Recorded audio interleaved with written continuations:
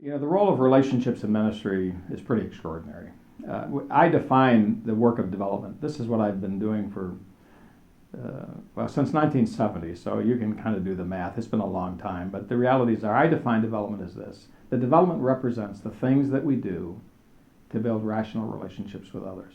Now, I could spend a lot of time talking about that definition, but obviously the key word in that definition is the word relationships. That it's all about relationships. We tend to think that development's all about raising money. It's all about having success and outcomes. It's all about any number of criteria that we might create that we can measure, and we tend to focus on that at the expense of the relationships. And so oftentimes when I'm talking to people, I'll say, it's all about relationships. It has nothing to do with money. Development's all about relationships. It has really nothing to do with what you have to say. Now, obviously, if I'm speaking to a pastor's conference and I make that statement, all of a sudden they begin to get a little bit nervous because what it is that they have to say is obviously important and it's life-changing. It can be, impact eternity for that particular individual. And I'm not saying that that's not true, but I am saying this, that to the degree that you're successful in building relationships, you won't tend to lack for money, nor will you tend to lack for people that will hear you.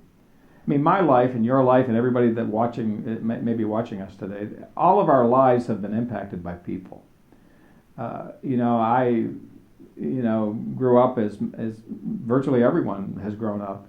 Basically, learning, growing, and along the way, when I've become discouraged, I've become frustrated. When I've become kind of lost my way, there's always been someone there that I had a relationship with that basically could look at me and they could see beyond what it is that they were seeing in front of them to what it is that I could be, that encouraged me, that kind of pushed me along the way.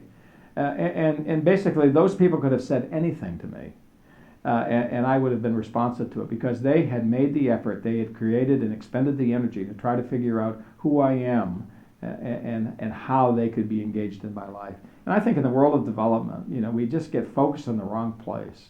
We're focusing upon how much money we need, and at the point of that, sacrificing the relationships that basically could enable us to become what it is we want to become.